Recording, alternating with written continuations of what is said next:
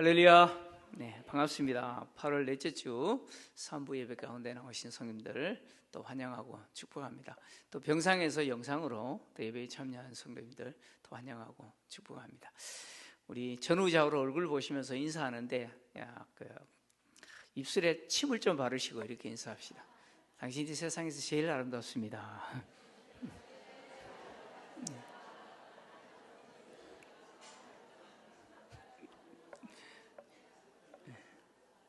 제가 미리 침을 좀 바르라고 이야기했습니다. 사실 여러분들이 세상에서 제일 아름답습니다. 저는 여러분들의 얼굴을 이렇게 보잖아요. 천사입니다, 천사. 여러분들이 지금 천사의 얼굴을 하고 계십니다. 제가 저의 인생에 있어서 최고의 순간이 언젠가라고 한번 생각해 봤을 때 단호하게 제가 감히 말씀드리고 싶은데 그때가 언제냐면 신랑 입장할 때입니다. 신랑 입장할 때. 그때 제가 진짜 잘생겼고요, 진짜 멋있었습니다. 아마 남자분들은 다 동의할 겁니다. 그죠? 신랑 입장할 때 그때 제일 멋있었습니다. 여자의 인생에 있어서 가장 아름다웠을 때가 언제입니까? 여러분에 있어서도 신부 입장할 때였으리라 생각합니다. 다 동의하실 거죠. 제가 사진을 좀 한 장 보내주는데 지난 6월 26일부터 사흘 동안 이탈리아 베네치아에서 3기의 결혼식이 있었습니다. 저 사람들입니다. 남자가 좀 나이가 많아요. 늙었죠. 근데 저 사람이 누군지 아십니까? 세계 3위 부자입니다. 세 번째 부자예요. 아마존을 창시한 창시자죠. 제프 베이조스라고 하는 사람입니다. 제프 베이조스. 이 제프 베이조스라는 사람이 두 번째 결혼하는 거예요. 저 아내는 그 로렌 산체스라고 하는 여인인데 3기의 결혼식이었습니다. 이 결혼식이 참 유명했는데요. 이 결혼식이 화제가 되었던 것은 이 결혼식을 참여하기 위해서 하객들이 왔는데 하객들을 이동하기 위해서, 하객들을 이동시키기 위해서 동원된 여객기만 90대입니다. 승용차 택시가 아니고 여객기입니다. 여객기만 90대가 동원이 됐습니다. 그리고 또 더해서요, 이 결혼식에 쓰인 비용이 600억이 넘었습니다. 안 놀랄 줄 알았습니다. 우리 기보제일교회는 뭐 교회도 건축하는데 600억은 뭐 그냥 600억이 넘을 정도로 진짜 초호화 결혼식이었습니다. 그리고 또 그림을 또 하나 더 보여드릴 건데요. 좀 그림을 좀 보시면 진짜 아름다운 여인이 화려한 드레스를 입고 있죠. 저 드레스가 세상에서 가장 비싼 드레스입니다.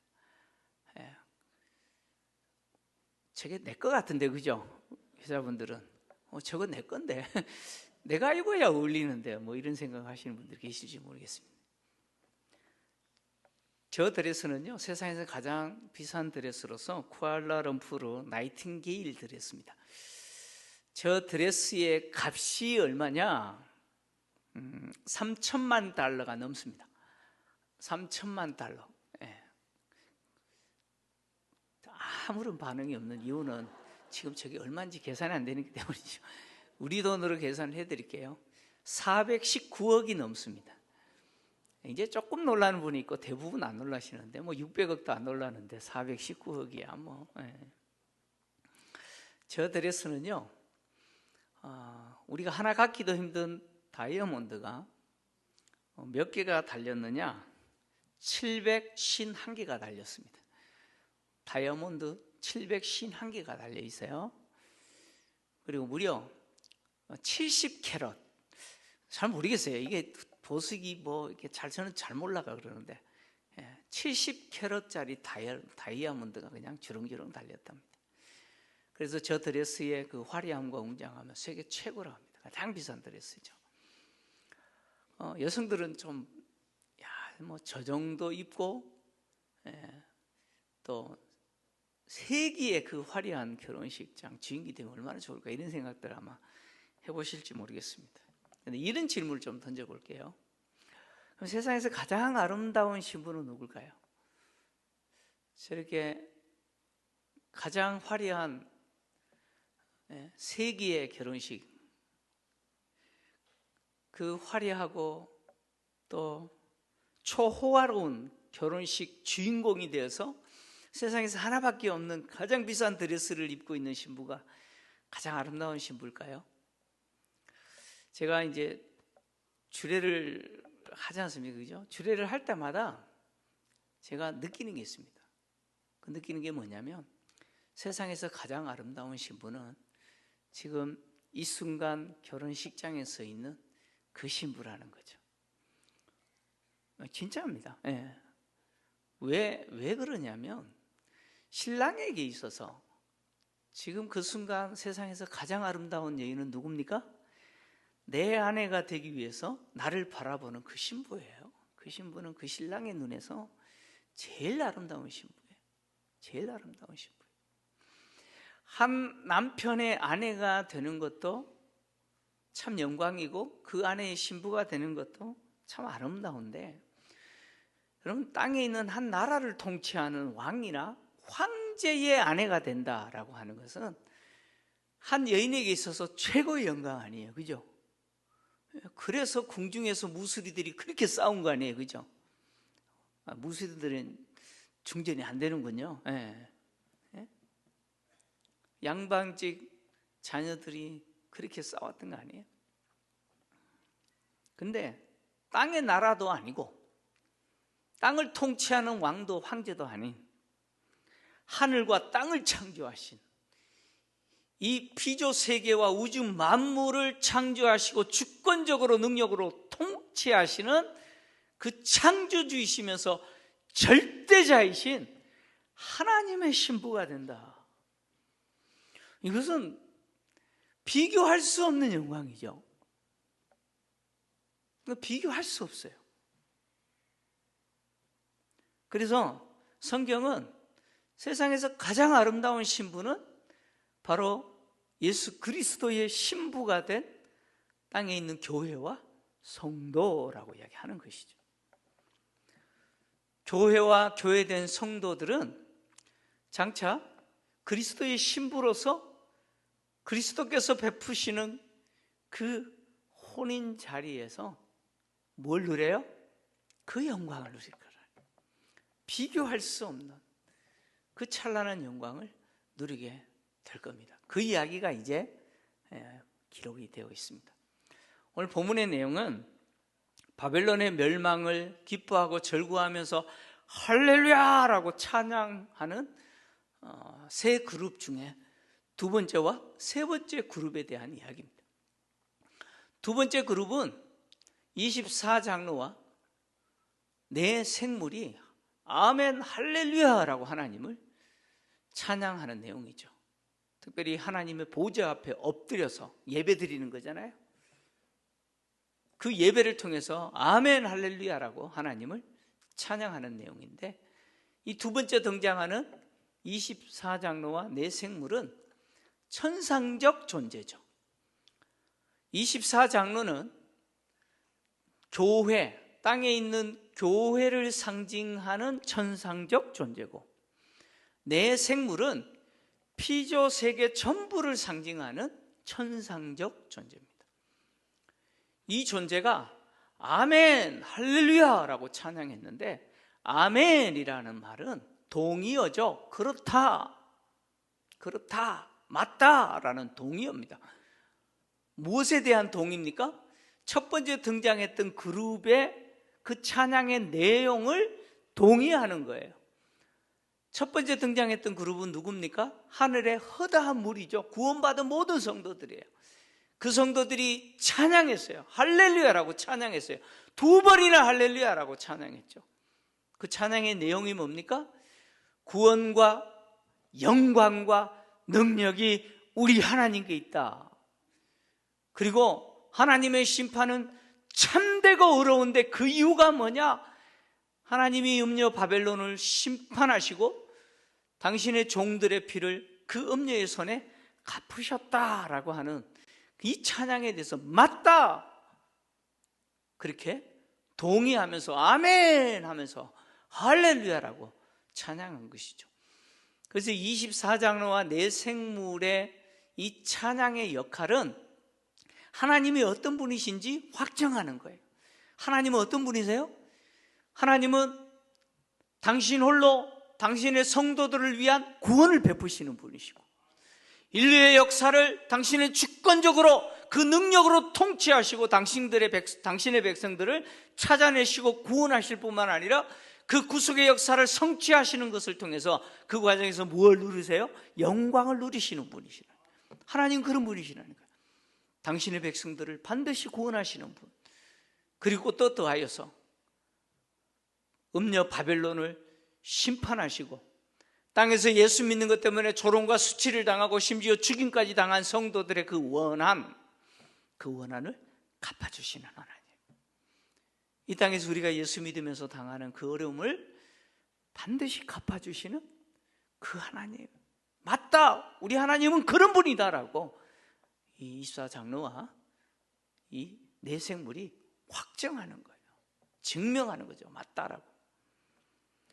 그리고 세 번째 등장하는 그룹은 하나님의 종들이죠. 요한은 보좌에서 나는 음성이 하나님의 종들, 특히 하나님을 경외하는 자들을 향해서 작은 자나 큰 자나 하나님을 찬양하라 라고 하는 그 명령을 듣습니다. 보좌에서 나는 음성이기 때문에 우리는 하나님의 음성이거나 아니면 그리스도의 음성일 거라고 생각하는데, 그 내용이 우리 하나님이라는 표현을 등장하기 때문에 이 음성의 주인공이 누군지 잘 몰라요. 이분이다 라고 확정하기가 어렵습니다. 그러나 분명한 것은 뭐냐면 하나님의 종들을 향해서 찬양하라라고 촉구하고 있다는 것이죠. 그리고 그 하나님의 종들은 어떤 사람들입니까? 하나님을 경외하는 자들이죠. 다시 말하면 하나님을 두려워하는 사람들이에요. 하나님을 경외하는 사람들은 세상에서 순교당한 성도들만이 아니죠. 순교당한 성도들을 비롯하여 예수 그리스도를 믿는 모든 성도들이에요. 그래서 뒤에 어떤 표현이 등장합니까? 작은 자나 큰 자라는 표현이 등장하는 거예요. 작은 자, 큰 자라는 표현은 나이를 봤을 때 나이가 어리거나 많거나, 또 신장적으로 봤을 때 키가 작거나 크거나 뭐 이런 의미도 포함됩니다.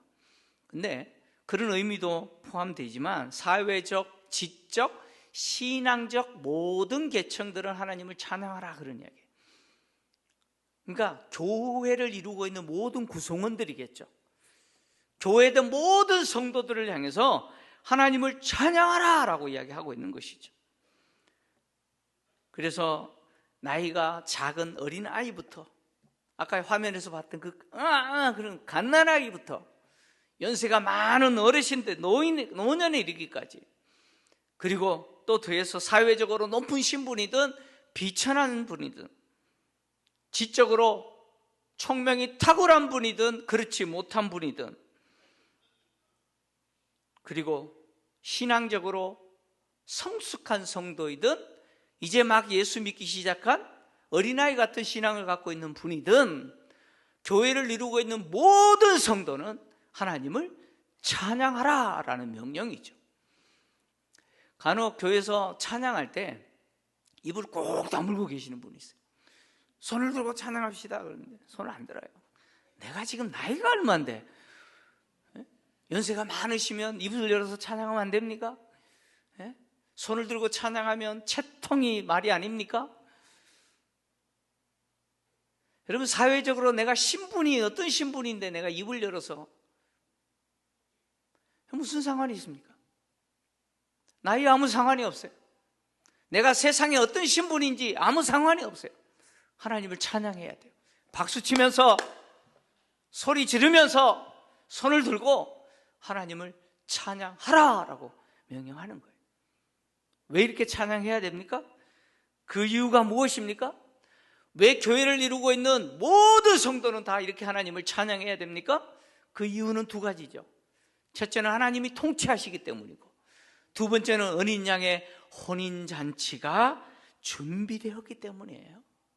하나님이 통치하시기 때문에, 어린 양의 혼인잔치가 준비되어 있기 때문에 성도들은 찬양해야 되는 거예요. 그래서 오늘 요한은 허다한 무리의 음성과도 같고 많은 물소리와도 같고 큰 우레소리와 같은 그 음성이 할렐루야 주 우리 하나님 곧 전능하신 이가 통치하시도다라는 큰 소리를 듣는 것이죠. 여기 허다한 무리는 1절에 등장하는 바로 하늘의 허다한 무리들, 구원받은 모든 성도와 같은 대상이죠. 그들이 큰 소리로 하나님을 찬양하는데 그 소리가 얼마나 큰지 많은 물소리와 같다 그랬어요. 이 많은 물소리와 같다라는 표현은 계시록 1장에 등장하죠. 1장 15절에 인자 같으신 이가 소리를 낼 때 그 소리가 얼마나 큰지 많은 물소리 같다 그랬어요. 물소리와도 같다. 여러분, 많은 물소리와 같다는 표현은 어디서 우리가 확인할 수 있냐면 캐나다의 나이아가라 폭포나 또 아프리카 같은 데 빅토리아 폭포, 이런 폭포들 있잖아요. 그 거대한 폭포에서 물이 떨어질 때 나는 소리가 어떤 소리예요? 굉음이죠. 그죠? 굉음이에요. 그런 소리 같다는 거예요. 그리고 또 그 소리가 얼마나 큰지 큰 우레 소리 같다 그랬어요. 지난 여름에 또 집중호우가 있을 때 얼마나 번개가 치고 그랬지 않습니까? 여러분, 번개가 땅을 칠 때 저 천둥 소리가 땅을 진동하잖아요. 아파트가 막 흔들리잖아요. 고막이 나갈 정도로 꽝 하는 소리가 들려요. 그러니까 많은 물소리와 같고 큰 우레 소리와 같다라고 하는 것은 이 소리가 얼마나 큰지 어디까지 들려요? 피조세계 끝에서도 들린다는 거예요. 우주 끝에도 이 소리가 선명하게 들릴 정도로 그렇게 큰 소리로 구원받은 성도들, 그 허다한 무리가 찬양하는 거예요. 뭐라고 찬양합니까? 주 우리 하나님 곧 전능하신 이가 통치하시도다 라고 이렇게 찬양하는 거죠. 주 우리 하나님 곧 전능하신 이가 통치하신다라는 이 표현은요, 두 가지 의미가 담긴 겁니다. 하나님이 통치하신다는데 그 통치에는 두 가지 의미가 담긴 거예요. 첫째는 뭐냐면 하나님이 인류 역사를 진행하시면서 처음부터 갖고 계셨던 당신의 백성을 향한 구속의 계획을 어떻게 하신 거예요? 성취하셨다라는 의미가 있는 거예요. 이 통치하신다라는 말에 구속의 계획을 성취하셨다라는 의미가 있어요. 그리고 두 번째는 계시록 11장 15절에 등장하는 내용처럼 바로 세상 나라인 음녀 바벨론을 심판하심으로 주와 그리스도의 나라가 되게 하셔서 세세토록 왕노릇 하시는 그 통치를 이루셨다라는 의미가 있는 것이죠. 지금까지 인류의 역사는 누가 통치하셨어요? 하나님이 통치하셨어요. 인류 역사를 통치하시는, 운행하시는 이 핸들을 하나님은 한 번도 놓으신 적이 없으셨어요. 한 번도 놓지 않으셨어요. 그러나 비록 하나님이 통치하셨지만 하늘에서 쫓겨난 용과 그 세력들이 마치 세상의 주인인 것처럼 땅을 어떻게 했어요? 지배했죠. 음녀 바벨론이 지배했잖아요. 근데 이제 하나님이 그 음녀 바벨론을 심판하시고 이제 뒤에 가면 용도 심판하세요. 심판하심으로 완전한 하나님의 통치가 이루어지도록 하셨다는 거예요. 본문의 내용을 보면 그냥 하나님이 통치하신다라고 해도 되잖아요. 그죠? 우리 하나님, 주 우리 하나님이 통치하시도다라고 해도 되는데 그렇게 하지 않고 주 우리 하나님 곧 전능하신 이가 통치하시도다라고 했어요. 왜 이렇게 표현했느냐? 이유가 있습니다. 요한이 요한계시록을 기록할 당시 황제가 도미티아누스 황제예요. 도미티아누스 황제는 자기에게 어떤 칭호를 부여했냐면 우리 주요 하나님이라는 칭호를 자기에게 부여했어요. 자기가 퀴리오스, 주시고 하나님이시다라고 자기에게 그렇게 칭호를 부여했어요. 왜 도미티아누스가 그렇게 이 칭호를 자기에게 부여했냐면 도미티아누스는 세상의 모든 사람이 자기를 어떤 존재로 봐주기를 원해요? 이 모든 우주 만물을 자기 손에 좌지우지하는 존재, 절대적 존재인 것처럼 보기를 원했던 거예요. 근데 요한은 도미티아누스가 그런 존재가 아니라는 거예요. 황제 도미티아누스는 그냥 인간일 뿐이라는 거예요. 그는 주도 아니고 하나님도 아니라는 거예요. 우리를 구원하시는 주는 누구세요? 하나님이세요. 그리고 우리를 구원하신 그 주 하나님은 어떤 분이에요? 전능하신 분이에요. 유한한 인간 같은 존재가 아니라는 거예요. 전능하신 분이에요. 땅에서는 비록 예수 믿는 것 때문에 조롱과 수치를 당하고 박해를 당하고 심지어 죽임까지 당하지만 그 성도들이 믿고 따르는 어린 양 대신 예수 그리스도와 하나님은 누구세요? 우리의 구원자라는 거예요. 우리의 주시라는 거예요. 그리고 그분은 전능하신 분이라는 거예요. 이 모든 피조 세계를 창조하신 전능하신, 당신의 주권대로 통치하시는 분이시라는 거예요. 그래서 그 하나님 앞에 우리가 찬양하면서 그 하나님이 누구 하나님이에요? 나의 하나님이라는 거예요. 나의 하나님이에요. 우리 하나님이에요. 성도들의 하나님이고, 그래서 우리가 즐거워하고 크게 기뻐하고 그에게 영광을 돌리세라고 하는 찬양이 뒤이어 등장하는 것이죠. 그리스도를 따르면서 세상에서 욕먹고 조롱당하는 성도들이 즐거워하고 크게 기뻐해야 되는 이유가 뭡니까? 왜 하나님께 우리가 엎드려 경배해야 됩니까? 그 이유는 상이 있기 때문이죠. 상이 있다는 거예요. 그 상이 무슨 상이에요? 어린 양의 혼인잔치에 참여하는 거예요. 주인공으로 참여하는 거예요. 어린 양의 혼인잔치가 준비되었어요. 그래서 하늘에 나는 큰 음성이 어린 양의 혼인 기약이 되었다. 그리고 어린 양의 아내가 자기를 준비했다. 그래서 하나님이 어린 양의 아내들에게 빛나고 깨끗한 세마포 옷을 입도록 허락하셨다. 빛나고 깨끗한 세마포 옷은 성도들의 옳은 행실이다 라고 한 것이죠. 음녀 바벨론이 하나님의 심판으로 영원한 멸망을 당하여 불탈 때 무엇이 사라졌습니까? 신랑과 신부의 소리가 영원히 사라졌어요. 그런데 땅에서 조롱당하고 수치당했던 성도들은 무엇이 기다려요? 그 혼인잔치가 기다리고 있습니다. 하나님이 허락하신 어린 양의 아내들, 신부들에게 입게 하셨던 빛나고 깨끗한 세마포 옷은 음녀 바벨론이 입었던 그 옷과 대조되죠. 음녀 바벨론이 입었던 옷은 어떤 옷이었어요? 자줏빛, 붉은빛 옷이었죠. 그리고 금과 보석과 진주로 치장했던 옷을 입었습니다.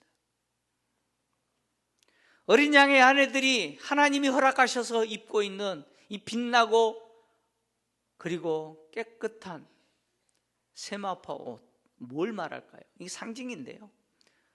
이 빛나다, 빛나고라는 단어가 헬라어 람프로스라고 하는 단어인데 찬란하게 빛나다 이런 뜻입니다. 그냥 반짝 빛나는 게 아니고 찬란하게 빛나는 거예요. 그리고 이 단어가 계시록 15장 6절에는 천사가 입은 옷에 대해서 적용했습니다. 천사가 입은 옷이 이렇게 빛나는 옷이에요.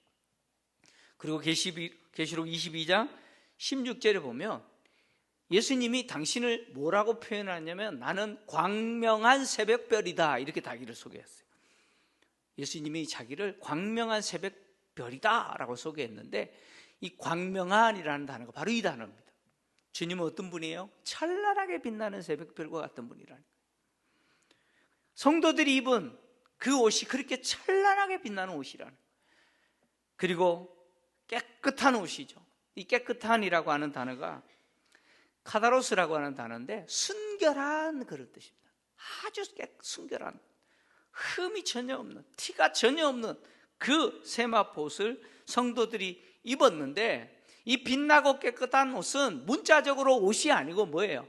상징이죠. 그래서 뒤에 뭐라고 표현합니까? 이 빛나고 깨끗한 세마포 옷은 성도들의 옳은 행실이다 라고 말하는 것이죠. 하나님이 이 옷을 입도록 허락하셨다는 거예요. 자, 어린 양의 아내들이 스스로 자기를 준비했고 하나님이 그 신부들에게 빛나고 깨끗한 세마포옷을 입도록 허락하셨다라고 하는 것은 뭘 의미하는지 이것을 이해하기 위해서는 예수님 당시 1세기 당시 유대인들이 가지고 있었던 결혼 문화를 이해를 해야 돼요. 유대인들의 결혼은 약혼과 결혼으로 구분됩니다. 약혼과 결혼으로 구분돼요. 그런데 이 약혼도 법적으로 결혼과 똑같은 효력을 가졌습니다. 약혼을 한 이후에 신부는 정식으로 결혼을 할 때까지, 결혼을 통해서 신랑과 함께 살게 될 때까지 함께 살지 않을 뿐만 아니라 약혼한 신부로서 정절을 지켜야 돼요. 그래서 이 내용이 예수님을 잉태했던 마리아와 요셉의 이야기 속에서 등장하는 거예요. 약혼 기간은 대략 한 1년 정도 기간입니다. 그리고 1년이 지나면 이제 정식으로 결혼을 하게 되는데, 이 결혼은 신랑이 신부를 데려오기 위해서 신부 집으로 가는 것에서 시작됩니다. 이제 결혼이 시작된 거예요.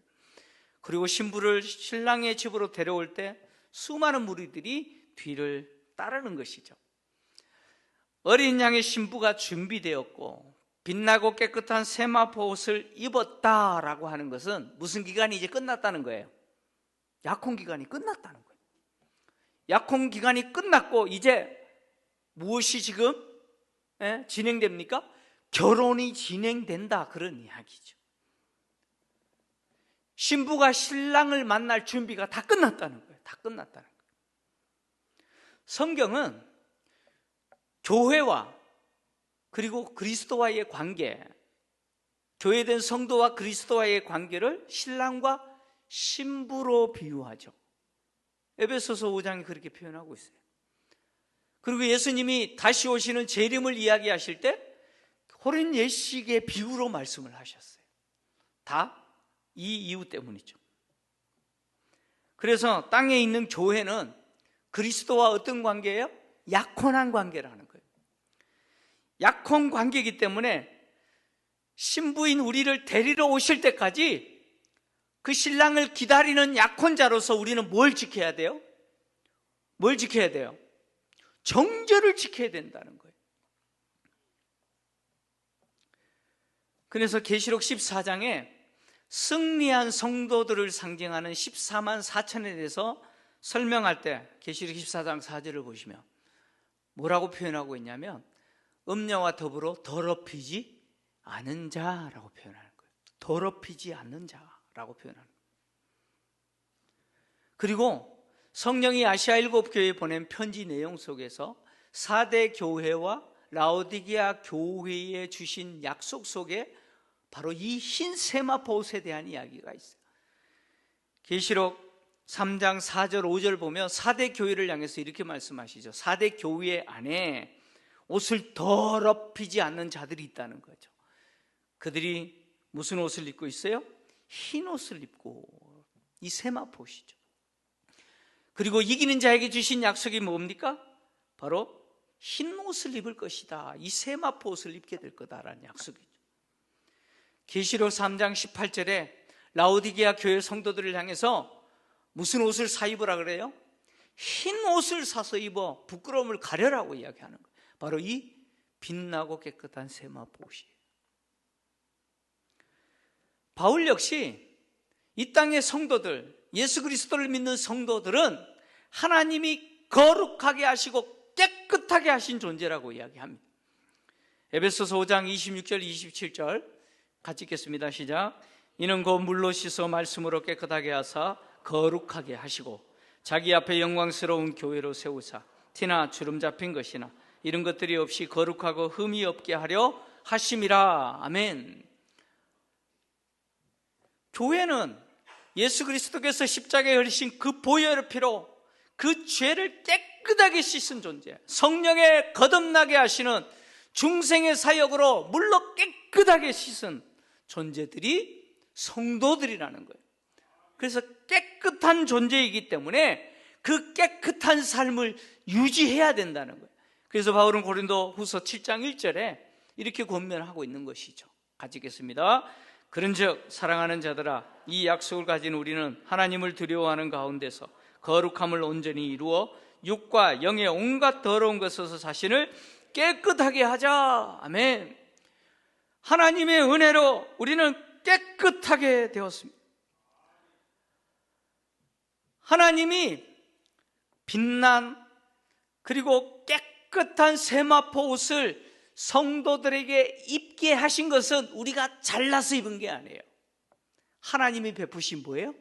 은혜죠. 특권이에요. 특권이에요. 우리를 그렇게 깨끗하게 하신 거예요. 그래서 깨끗하게 하셨기 때문에 깨끗한 삶을 지키라라고 말씀하고 있는 것이죠. 요한 역시 요한계시록 기록하기 전에 요한 1서를 기록하면서 이 내용을 이렇게 표현하고 있습니다. 요한 1서 3장 2절에서 3절인데요. 같이 읽겠습니다. 시작. 사랑하는 자들아, 우리가 지금은 하나님의 자녀라. 장래에 어떻게 될지는 아직 나타나지 아니하였으나 그가 나타나시면 우리가 그와 같은 줄을 아는 것은 그의 참모습 그대로 볼 것이기 때문이니 주를 향하여 이 소망을 가진 자마다 그의 깨끗하심과 같이 자기를 깨끗하게 하느니라. 아멘. 주님이 다시 오실 때 우리가 누구처럼 된다고 이야기합니까? 누구처럼 된다고요? 그와 같이 될 거다. 주님처럼 될 거다. 그래서 주님이 오심을 소망하면서 그날을 기다리는 성도는 주님이 깨끗하심과 같이 자신 역시 깨끗함을 지켜야 된다는 거예요. 깨끗하게 해야 된다. 제가 어릴 때 어머니 장에 가시면 장에 가기 전날에 어머니를 덜덜 볶아요. 바지 좀 사달라고. 왜냐하면 바지에 이 땜빵을 해가지고요, 왜 이 무릎이 구멍이 나면 어떻게 합니까? 다른 천을 막 대가지고 깊잖아요. 그래서 바지 좀 사달라고 막 땡깡을 부리고 막 덜덜 볶으면 또 어머님이 또 시장 가셨다가 그게 또 기억나셔가지고 바지 하나 사들고 오세요. 그럼 얼마나 좋은지. 근데 어머님이 항상 주시면서 하시는 말씀이 있어요. 뭐라고 말씀하셨을까요? 네, 깨끗하게 입으라. 이유가 있어요. 어릴 때는요, 맨날 마당에서 놀면서 무릎 꿇고 뭐 해요? 고슬치기 하고 그냥 땅 따먹기 하고. 그러니 무릎이 성할 일이 없어요. 그 좋은 옷이요, 하루 이틀 되면 다 너덜너덜해집니다. 그러니까 깨끗하게 입으라는 거예요. 깨끗하게 입으라는 거예요. 저도 하얀 양복 입고 강단에서 설교하고 싶어요. 근데 안 어울릴 것 같아요. 저는요, 이 하얀 옷을 잘 못 입어요. 왜냐하면 제 행동 자체가 이게 참 나도 몰라요. 언제 이렇게 더럽혔는지. 김치 국물부터 시작해가지고 그냥 순식간에 더러워집니다. 그래서 주로 검은색 옷을 많이 입죠. 여러분, 흰 옷을 입으면 어떻게 해야 돼요? 조심해야죠. 그죠? 조심해야 돼요. 하나님이 우리를 깨끗하게 씻으셨어요. 십자가의 그 보혈로, 예수님이 십자가에 죽으신 그 보혈로 우리 죄를 완전히 덮으시고 깨끗하게 성령의 거듭남으로 물로 씻으셨어요. 그러면 우리는 어떻게 살아야 돼요? 깨끗하게 살아야 돼요. 우리 신랑 되신 주님이 다시 오실 때 그 신랑을 맞이하는 신부로서, 약혼한 신부로서 그 순결한 삶을, 그 성도의 옳은 행실을 우리는 우리의 삶에 실천하면서 살아야 되는 거예요. 세상에서 가장 아름다운 신부는 누구냐? 신랑을 기다리면서 정죄를 지키고 그 신랑 앞에 서 있는 신부겠죠. 우리 주님 다시 오실 때 그 주님을 대면하게 되는 성도들이 정죄를 지키고 그 신랑 되신 주님을 맞이할 때 세상에서 가장 아름다운 모습이겠죠. 여러분, 혼인잔치, 신부의 아름다운 모습, 이거는 다 상징이에요. 상징이에요. 무슨 이야기냐면 다시 오실 주님을 맞이하게 되었을 때 우리가 그 주님 앞에 섰을 때 누리게 되는 그 영광이라고 하는 것은 인간의 언어로 표현할 수가 없어요. 표현해봐야 이해도 안 돼요. 어떤 것으로도 표현을 못해요. 기껏해서 표현할 수 있는 게 뭐예요? 혼인, 신부, 이런 것으로 표현하는 거예요. 여러분, 우리가 주님을 만났을 때 그때 누리는 영광은 상상할 수 없는, 비교할 수 없어요. 여러분, 초호화 결혼식 하나밖에 없는 그 드레스, 여러분 아무것도 안 해요. 아무것도 안 해요. 주님을 만나게 되는 그 순간에 내가 누리는 영광은요, 상상할 수 없는 그 찬란한 영광입니다. 그 영광을 우리가 소망한다면 오늘도 믿음으로 순결을 지키고 정죄를 지키면서 주님만 바라보면서, 오실 신랑만 바라보면서 그날을 대망하면서 사시는 우리 성도님들 되시기를 주의 이름으로 축원합니다. 다 같이